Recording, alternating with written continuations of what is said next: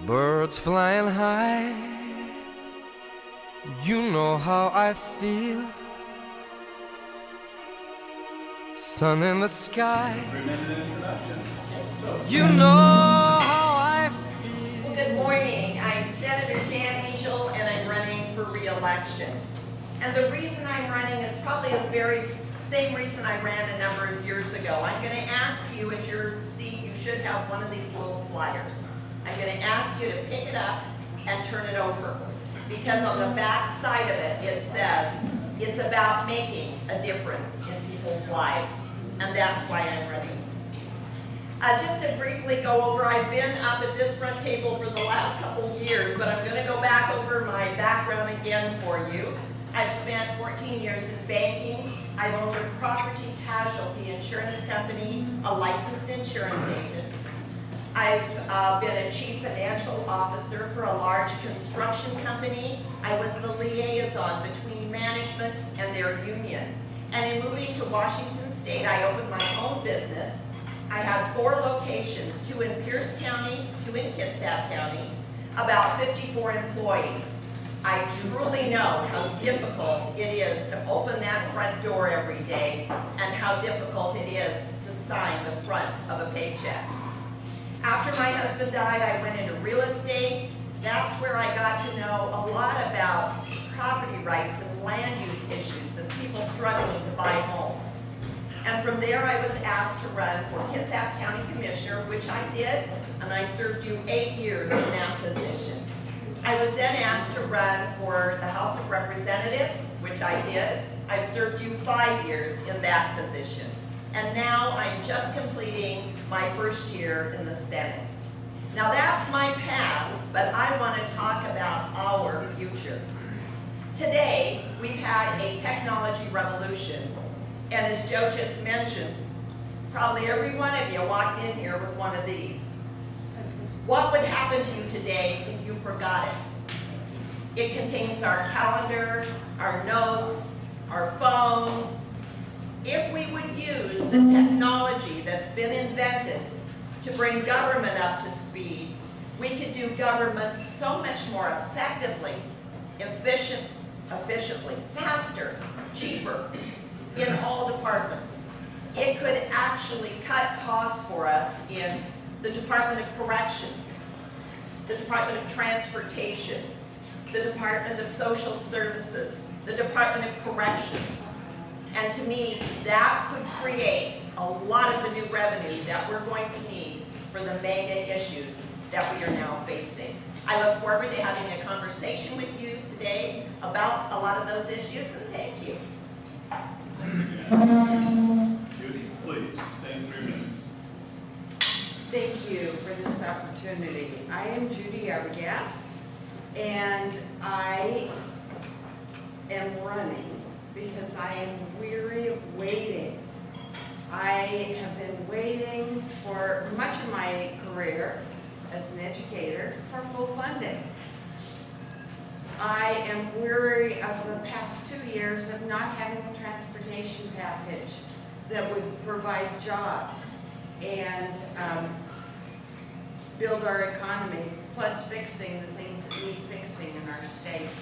I was very frustrated that our legislature could not pass a capital projects budget. The first time in 20 years. We have things that are broken that need to be fixed in our legislature. I retired last September as a teacher. I've been a teacher for 40 years. I have always, in that time, worked directly with people, with members of the community. I have worked with differently abled students, which has required thinking outside the box, working to provide solutions. And I'm very frustrated and weary of waiting for what should be common sense solutions to fix our state budget, to make the progress that we need. I am a problem solver. I have worked with people in all walks of life, and I know that we can have hope for the future by actually doing the job that is required of us as state senators. And I am ready to do that job. Thank you. Thank you, Judy. All right, so now we move on to our question and answer period, of which I have only one form of question, and for about 49 education questions, but they're all the same, so we're going to bundle them up together. But with that, the first question is, and since we started with Jan, I think we'll start with Judy. And the question for 1 minute is, if elected, what are your 3 priorities?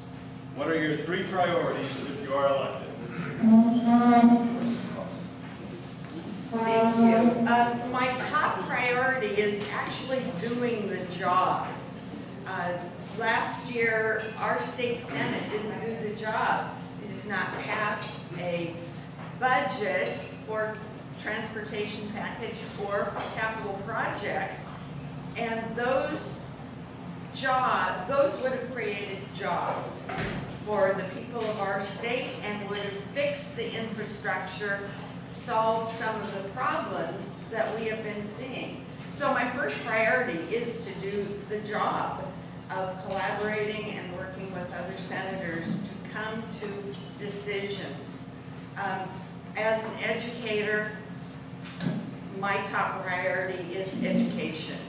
We have been waiting far too long for full funding, and the fact that the Senate couldn't come up with even a plan for full funding of education last year, that has to be a top priority in this district. Transportation as well.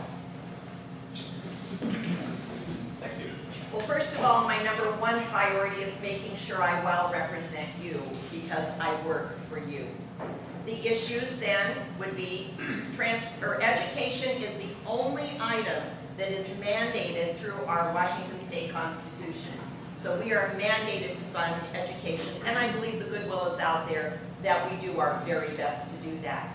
Next for me is healthcare, mental health, chemical dependency. We have an epidemic right now of chemical dependency that is tied to mental health as well. Transportation. We know that we have transportation issues that we must address in a lot of different fashions, but we may have to take a little bite out of the apple at a time to get there. Thank you. All right, next question. We're going to jump right into our favorite taxes. Okay. So with that, Jan, the question is, well, no, I take that back. This one we're going into the environment. The question is, should Washington Department of Ecology have the final say on water setbacks, waterfront setbacks, or type of vegetation? Okay, Department of Ecology, in my opinion, has well overstepped their boundary. I was recently there and had a meeting with the director of the department because perceived policy appears to have become policy. It has affected every person trying to even build a home.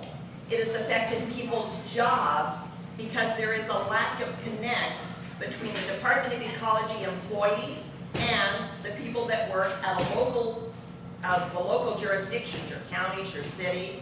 And I believe that we have a problem there, and you face that head on by taking the people it affects, having them sit in front of the Department of Ecology director and having those discussions, which I just did a couple weeks ago. Thank you. And we need the same question. And at any point, if you want me to repeat the question, I'm happy to do so. Thank you. Please. Most of the people in this state, many people, move into the state because of the wonders of nature that we have here. The Department of Ecology is working with the state, with the people. It has its hearings. We need to protect Puget Sound and the natural resources that we have here. If we lose Puget Sound water quality, we've lost everything. We have lost jobs. We have lost all of our economy that is dependent on fishing, on every that comes from the sound, and we have lost our recreation facilities and our recreation opportunities, which bring millions of dollars into the state. Thank you, Judy.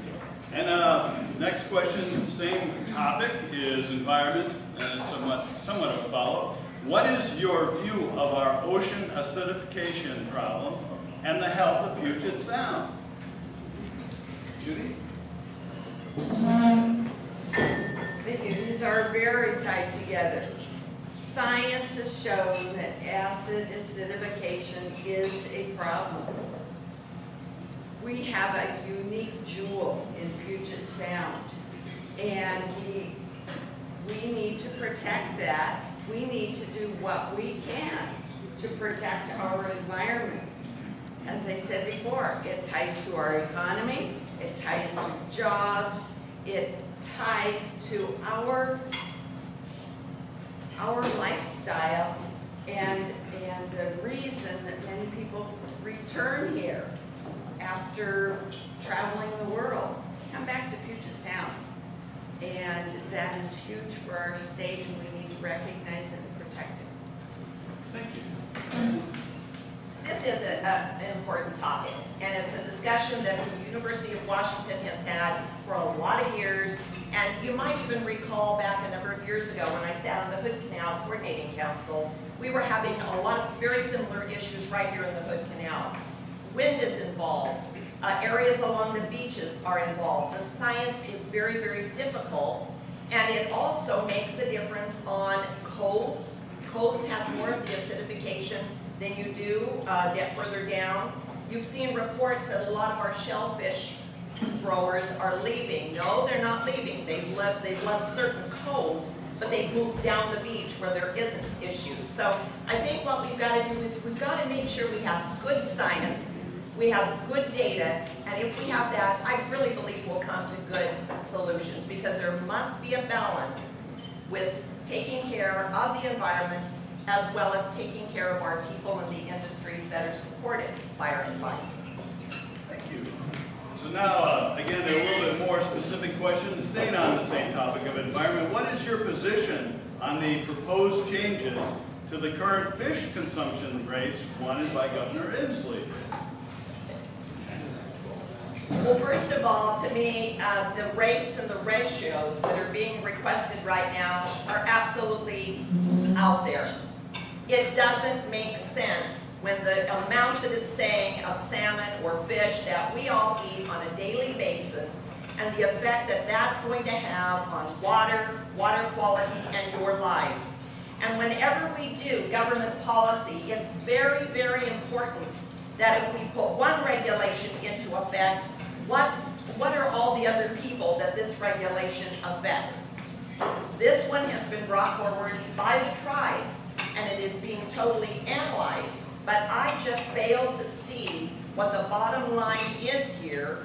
What is the problem we're truly trying to solve, and how is it going to affect all of the people in the state of Washington? And I don't believe we're looking at all those pieces. Thank you. Same question, Judy?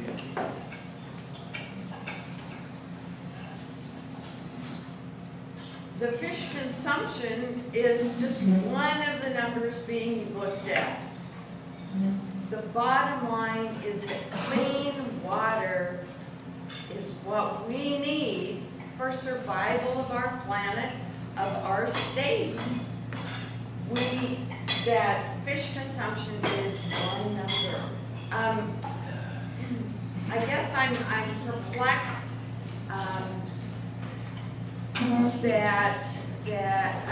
at what the problem is, because there's lots of information out there to be found. As a legislator, I'm sure my opponent does have even more access than what we have on the web. But we have to start somewhere. We've got to make decisions. And is it going to cost money? Probably. But is it worth the lifestyle and the economy of our state that is dependent on our fish? Very good, thank you. So now let's switch over from environment to education. Just to let you know, I did receive 17 questions on education. When you look at the size of the crowd here, folks. Okay. So and of which several were the same and more than the same. So I'm going to try to I got 4 of them, and we'll see what we can do with that. So Judy, you just finished, so you get to start. So the question, first one off is, are you willing, and this is all underlined, stop mandating more reforms on education until they are fully funded? Absolutely. I have been living these reforms for close to 20 years. What educators have seen is that more reform has been a way of preventing full funding. Let's add more accountability. Well, I don't know of people that are more accountable, because we are accountable to our students and our parents every single day. We could provide more data than you could shake a stick at, as my dad used to say. It's not a matter of lack of accountability. It's a matter of lack of funding. And the Supreme Court has finally said, you are not doing your job. So, yes, absolutely. More accountability is not the problem. Thank you. And Jen, same question? Absolutely not.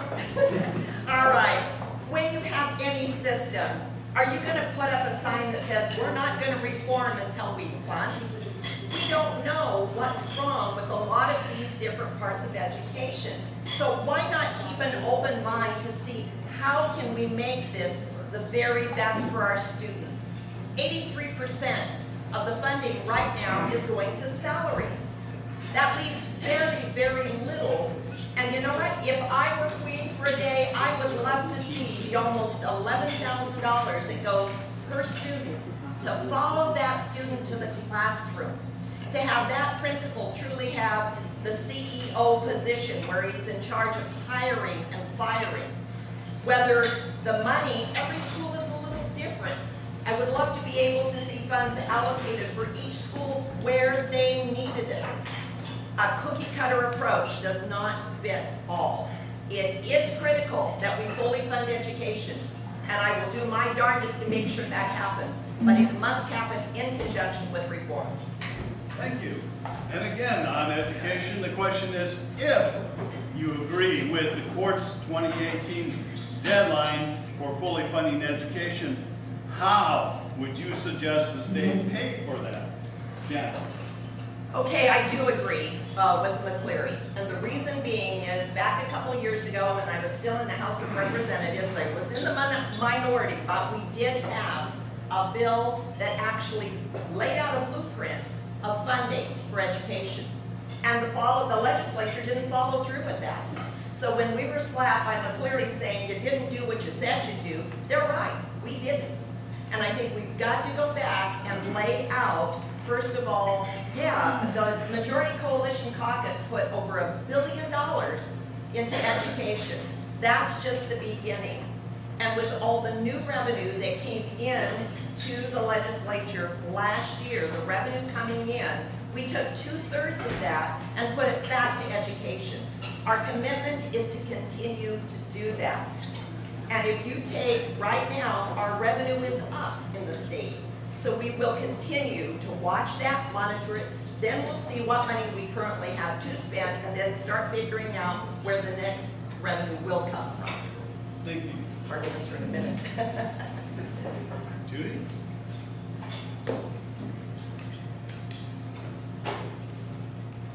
The blueprint for how to fund McCleary has been passed by the legislature.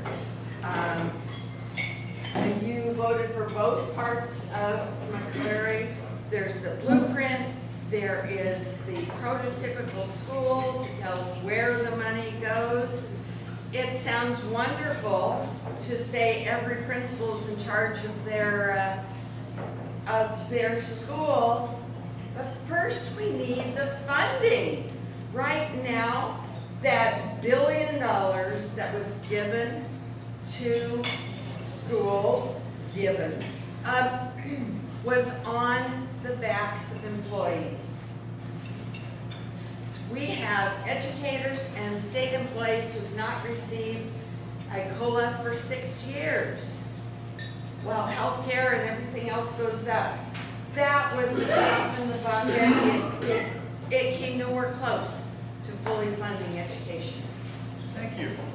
So now our last question, and if we have more time, I'll come back to the other 49 questions. But the last question is, the state allocates 1 FTE per 10 students, and it includes 1 full-time teacher for, that's interesting, 18.5 students. The question, bottom line question for this participant is, why is 1351 necessary? This goes to Judy.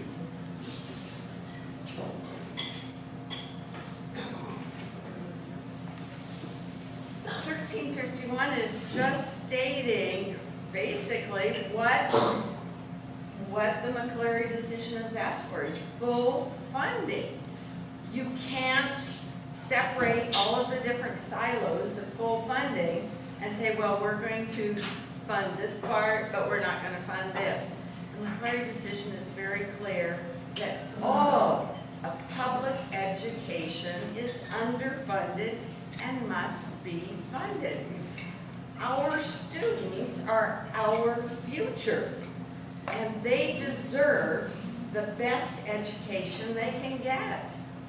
And we can't piecemeal and break it into tiny silos. We need full funding of education. And delaying that is not going to help solve the problem of funding. Thank you. Jan? Initiative 1351 is about actually decreasing all class sizes. And the problem with that is the legislature has already determined that decreasing class sizes from kindergarten through 3rd grade is very important. And the data that we get shows there is value to doing that. We've already done that. But what this initiative does is it wants to take us from 4th grade on and decrease class sizes. The benefit isn't there. It doesn't show, even our educators show that there isn't the benefit of doing that. The problem is that's another $2 billion every single year. We have to hire probably 10 to 12,000 more teachers. And if you do the math on that, at $1,000 of roughly association union dues every year, who stands to gain from this the most? It's the Education Association, and certainly not the children. We have 83% already going to salaries. The money needs to go to the classroom and to the children. And if we're already in the hole in trying to fully fund education, where do we come up with another $4 billion this year for something that doesn't show the return on investment? Thank you, Jan. I actually have one more related question. By this participant's opinion, the court's McCleary decision was very narrow. What additional resources do our teachers need? Jan, please. To my understanding, the McCleary decision just asked for a plan from the legislature. They cannot come back and say, this is the amount of money you need to put in, because there are still 3 branches of the legislature: the executive, the legislature, the judicial. Okay, the judicial has said we must lay out a plan, and we will do that. Thank you. Judy? The plan has been laid out. The legislature and what I call Republicans +2, but the majority caucus in the Senate was what caused us not to have a plan this year. It's very clear in the McCleary decision what that plan is made up of the bills that were passed by the legislature. The plan is very clear of what needs to be funded. I've been living this decision since it was first passed. We've been living it as educators since it passed in Seattle in the circuit court of what exactly that means for funding. I am ready to go ahead and make that plan, make the plan work. Thank you, Judy. All right, so staying in the same field of social services before we go on to taxes, just one question came in. How would you tackle our mental health funding problems? This one goes to Judy, please. How would you tackle mental health funding problems?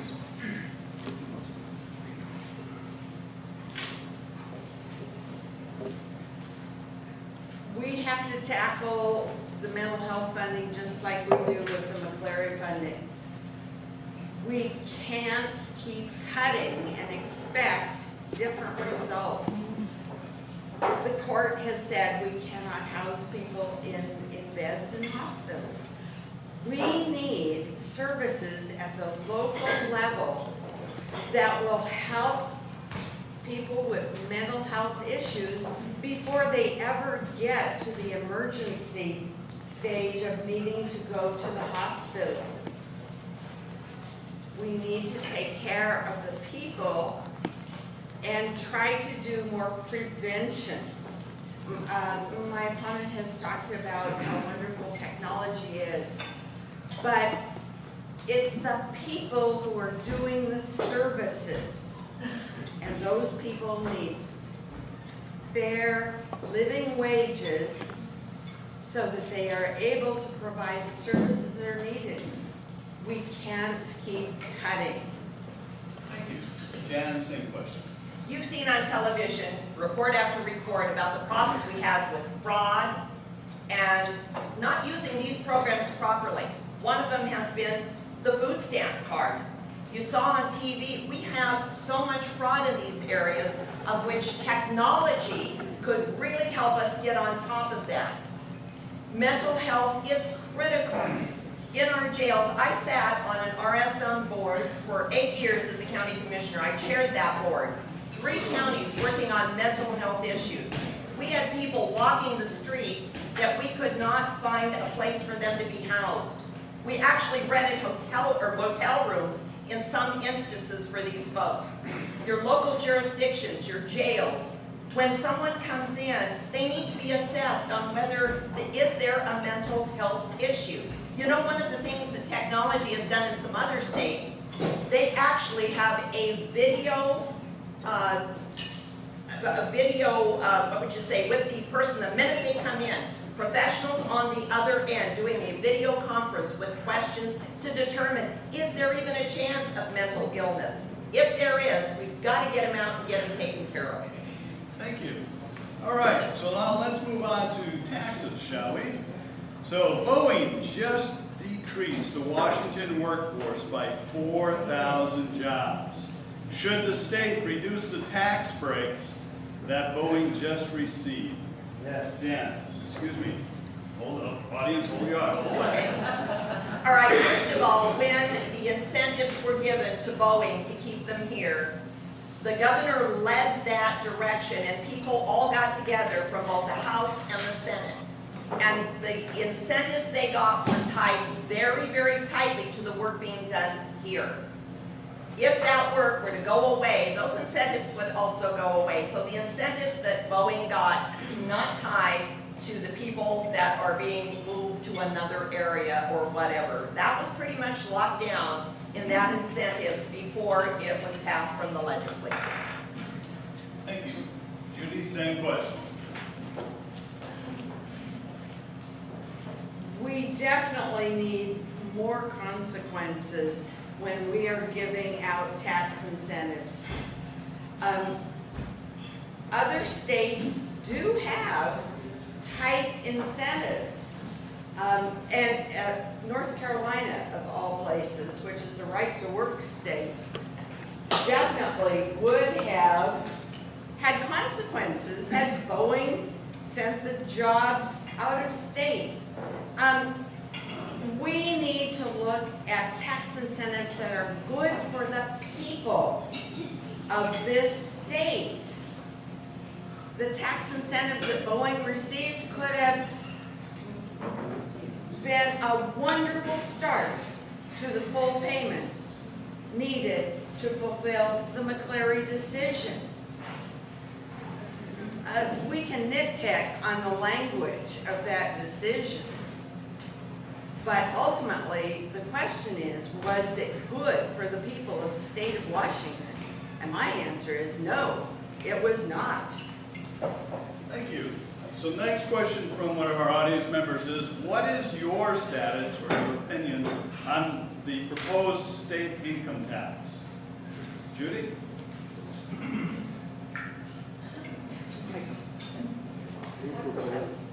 Our Supreme Court and the people have spoken that a state income tax is not an option. But there are many other options that we can go to for making our tax system more equitable. We have the worst record for regressive taxes in this entire United States. Or put another way, we're number one, most regressive. That is not something to be proud of. We need tax reform in this state, but it's clear the income tax is not one of the options. Thank you. Jen? Same. No income tax. The people have spoken on that, and I totally agree with them. If you look at the analyzation of any state in this nation that has no income tax versus income tax, you will see the difference in the strength of an economy. Right now, we have so many regulatory burdens on top of just the average family, that if you take a family that makes, say, $50,000 a year, over 30% of that income right now is going to meet regulatory issues that have been laid out by the government. The people have said no income tax. I agree with that. The goal is to rebuild this economy after a recession. You don't do it by adding more income tax or even more taxes onto it. Thank you. So now, moving from that to our ferry system, do you have any suggestions or ideas how to fix the state ferry system? Jan? First of all, I think we've just gotten a brand new director to the ferry system, and I think that's going to help a lot, because whoever it is that comes in new is going to do a strong analyzation of what we have, what's wrong, what we do, and where we go. The Department of Transportation and the Ferry Department did about, I think, $77 million in budgets. But that mainly went to vehicle preservation, vessel preservation, and to terminals, because we've got to take care of both. One of the things that I did this last session was I added an amendment onto when you go get your license tabs, whether you go to the auditor or whether you go to a sub-agent office, there was a $5 discrepancy. We took that $5 and we added that would go, that they're both equal now, that $5 will go to their vessel construction. And I did the amendment that it would not go to operations generally because it gets lost. That money is being held for capital construction of ferries, and they're coming. Thank you. And Judy, same question. I also believe that the new director will be a good change of direction for the ferries. I will be wanting to watch and see. We do need to keep tabs on what is going on. There are certainly a lot of jobs for that new director to take care of, a lot of issues. There have been things going on for years that have not necessarily been the best for our state. I do know that Representative Sequist has been working with another representative, and they have been delving into some of those issues. It's $5 at a time. It's going to take a long time to build a new ferry. We need to look at other resources. Thank you. So the next question is, when will new roads and traffic congestion areas be fixed in Kitsap County? Oh, that has to do with taxes, right? This goes to you, Judy, please. Yeah, obviously I'm not in Seattle, even have it. Well, this question goes back to doing the job in the state senate. We need a transportation package that addresses transportation issues. Right now, for 2 years in a row, we have not had a transportation package. These roads don't get fixed all by themselves. You know, we're not in the land of Harry Potter where we can wave a wand. It takes funding to do the jobs and to get the work done. And that funding leads directly to livable wages for the people who are doing the work and who will, the economy will increase through those jobs and solve some of the solutions. County roads and state roads are totally different. As a county commissioner, it was my job to figure out how we actually pay county roads. In the state right now, we have mega projects going on, and those are the projects you see happening right now. The paving of Highway 16 was one of the projects that was funded a number of years ago that is now being done, and it's great. But we've got to allocate the monies that we do have right now to preservation and maintenance of the roads that we have. I think that would be the number one issue right now in transportation: preservation, maintenance. I said on a joint transportation commission that I attend meetings every month, actually through interim. And I also attend all the transportation roundtables around different areas of the state, hearing what everybody has to say, and they are in agreement. Funds for transportation must go for preservations and maintenance first. Thank you. All right, so now kind of changing things up a little bit. Question from an audience member is, folks across the county and across the state recognize the corrupting influence of money in our political system. What is your solution to this pressing issue? Jan? Well, after I had $800,000 put against me last year by a guy from California, I'll tell you what, I'm not sure what the answer is to that because it happens. In our state races, I think one of the biggest things is our Public Disclosure Commission controls that for state legislators. We can only collect $950 from any one individual or company in the primary and $950 in the general.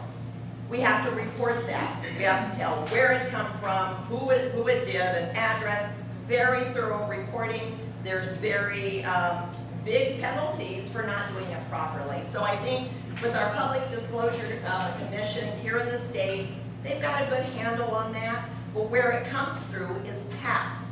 Someone can come in from out of state and create all these PACs, and then they throw out money against you as well. Thank you. Judy, same question. Well, after read this race, I am more firmly convinced that we need to get the money out of politics. I am proud to say that the contributions that are coming to me are primarily from individuals, and they are coming from labor groups. Now, despite what's said about PACs, those labor groups, the money comes directly from the members outside of their dues. And I am beholden to only the people of the state and district. I am not beholden to the oil companies and to the huge corporations that want to influence policy in this state. I think that that decision, we need to get the money out of politics. We're spending far too much time raising money that we could be doing better things. Thank you. All right, and back to you, Judy. This question is, can ALEC, A-L-E-C, really write laws that best serve a state as diverse as Washington? And if yes, how? Absolutely not. ALEC provides ready-made legislation for every state. And that's the biggest problem. It's also backed by big corporations, not the people who are trying to actually solve the problems. And people that know me know that I've been very opposed to ALEC since I first heard about it. And I certainly know that it's not good for the people. That's why any bills that I propose will come from the people themselves. They will not be pre-made, as some of the bills have been presented by my opponent. Your opponent has never offered an ALEC bill that I'm aware of. The only ALEC bill, seriously, the only ALEC bill that's come to the legislature actually came through your governor, Governor Inslee. And I want to talk, I'm so glad this question came up, because ALEC stands for the American Legislative Exchange Council. I belong to that. The mission statement is free market and individual liberties. I am proud to stand for that. I make no apology, and I actually question anyone that would question those values. As far as model legislation, we sit on task force, which I am proud to sit on, economic development, commerce, and insurance. That task force works on issues nationally. The last task force meeting I attended, we worked on national catastrophes like the slide that we just had. How would that affect everybody's insurance premiums? Now, if a model bill is written, it is up to the legislature whether they take it back to their state. And if the state house and senate pass it and the governor signs it, maybe it's a good bill. All right, thank you. So the next question is simply, would you vote for right to work? Jan? We already have, for right to work and change. I think that we do need to have the discussion, and I'll tell you why. I have gone into the union halls and I said to them, I've come to have a conversation with you. And one of them said to me, well, what is it you want our endorsement? I said, I didn't ask for your endorsement, but we need to have a conversation on how do we do business better than what we're doing. We can't continue to negotiate contracts without transparency. Our people are paying for that, and the prices keep going up and up and up. And if you look at our average person that is making a living today, their living has been so stabilized. All the electric bill goes up, the gas goes up, all the bills keep going up, but their pay is staying the same. Our pay is not raising. But yet, with our union contracts, they continue to escalate, and the benefits, that is costing everyone. Let's have those conversations with more transparency, and let's have the discussion about how can we work together to do this better. Thank you. Judy, same question. Well, I've always believed that right to work meant right to work for lower wages and no benefits. Look across the country. One of the reasons that Washington has struggled less than other states is that we do have unions. When union wages go up, so do the wages of everyone in the state. I can tell you as a union member, we don't, we are funded totally by the state in public education. So I don't know what she's talking about, being able to raise the wages because the legislature tells us how much our salaries are going to be. And yes, state workers across the state have gone for 6 years without any kind of an increase in wages. And their health care and all other bills are going up. We are losing people who cannot afford Thank you. to work for the state. Thank you. Okay, so, speaking of state government, this audience member asked a question. State governments have been trying to make abortion hard to get. Do you support the right of women's easy access to health care and especially abortion? This one goes to you.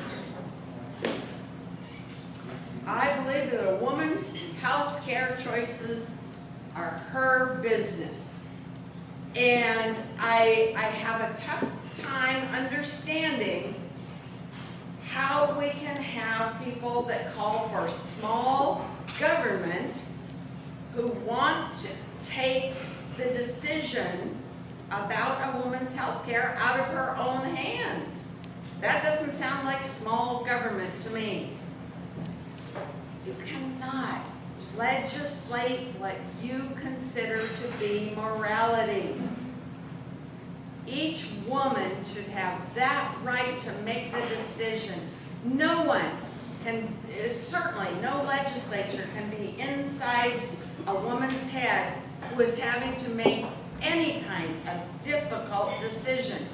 We certainly don't have this same conversation about men's health care. Health care is a personal decision, and government has no place being a part of it. Thank you. Repeat the question. Certainly, state governments have been trying to make abortion hard to get.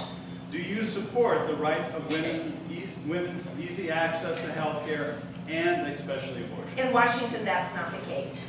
The Washington Health Care Exchange, most every insurance policy includes women's reproductive rights through their insurance policy. It's not an issue here. You can try to make it an issue, but it's not. The women have those options. The businesses have those options of buying whatever insurance policy they want. There are a couple insurance policies that do not provide that. There are many that do. I don't see that there is an issue. It is available. Thank you. So, moving on to another hot topic, shall we?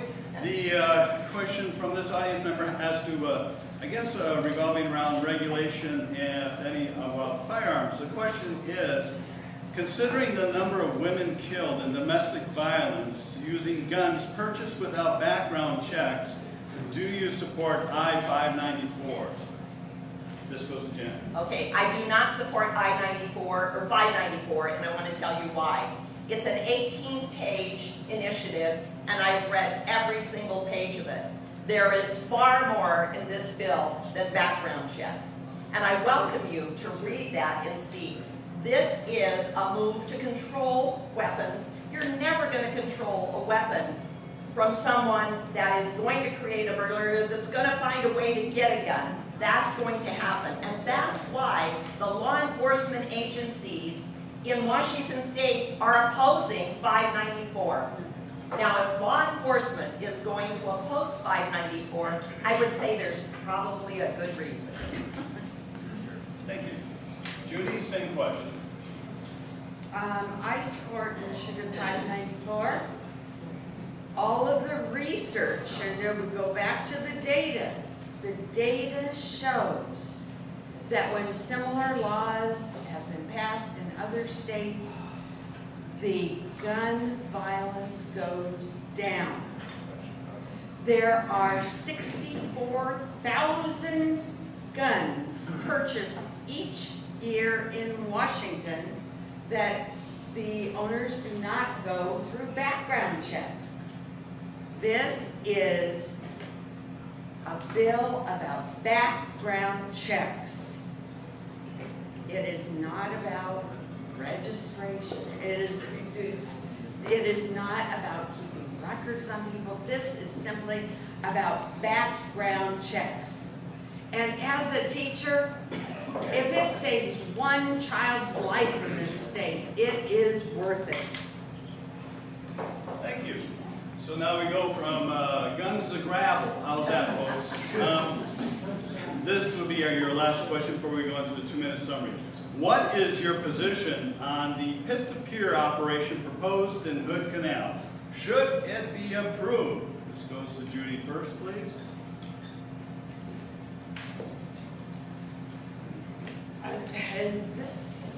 This has been going on almost as long as I can remember in Kitsap County. We need a clear balance between businesses and Puget Sound and the health of Puget Sound. And so we need to look closely at the pros and cons. But Puget Sound and the economy generated by it needs to come first. Jan, same question. I'm going to address this for any business that is looking to locate in Kitsap County. Any business that chooses to apply for a permit has to jump through so many hoops. Environmental protection rules. They have to check. There are so many aspects, and any business that can get through all those hoops deserves to be able to open. Very good, thank you. So that concludes our question and answer period, which we covered quite a lot of ground and quite a few topic areas, and I appreciate the audience showing its restraint. So now we get to conclude. Go to our 2-minute summary conclusions. The blue will come up at 30 seconds, so you have 2 minutes to do a summary conclusion. I know, Jan, you started, so Judy, we'll let Judy start off. Thank you very much again for this opportunity. I'm sure you can see the clear difference between my opponent and I. As an educator, I have worked directly with people, meeting the needs of students and their families and the needs of the community for 40 years. I do the work. I do the research. I do the homework. I am not afraid to make decisions, and I will do the job. I am not easily confused by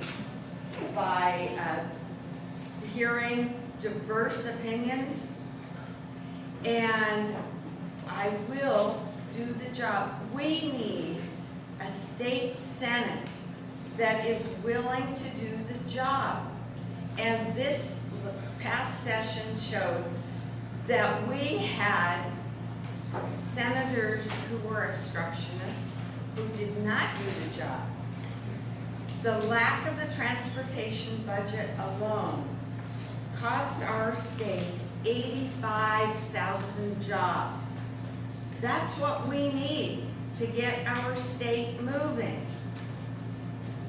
As for regulations, again, I say Puget Sound is our most precious resource.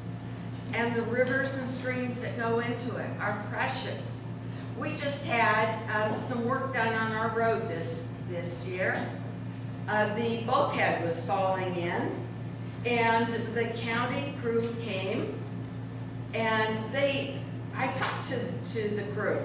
They said, well, they'd hoped to get it done last year. Yes, The permitting does take time. We need to be able to think ahead and plan ahead. But now we have a bulkhead that will protect the fish, and it's proactive, and our road won't be falling in, creating more damage to the sound. Thank you. Thank you. Jan, 2 minutes, please. Well, I'm going to ask you to send me back to the Senate. I am so proud of the way this legislature worked in this last session, and one example is I have never seen in 6 years a budget passed on time with one dissenting vote. Now, if that's not bringing people together to come up with good solutions, I don't know what is. I look forward to that kind of work in the coming session. I've told you about all the different industries that I've worked in and the experience that I have, and that combined with my personal life experience. I've walked in every pair of shoes any woman has ever walked in. I've been a mom, I've been a wife, I've been a single mom, my husband passed away. I have walked through, I've been a businesswoman, a legislator. I have walked in every single pair of shoes. And you know what? Some of them I didn't like, but I have gotten through every phase of my life and every phase of my businesses successfully, because I believe in a strong work ethic, which I hope that I have shown you in my 6 years in the House and the Senate. I say to you, I'm not a one-issue candidate. I can work on all of these other issues with diversity to best represent you. And I ask for your vote to do that. I'm Jan Angel, and I ask you to check that box and send me back to the Senate for the next 4 years, and I thank you.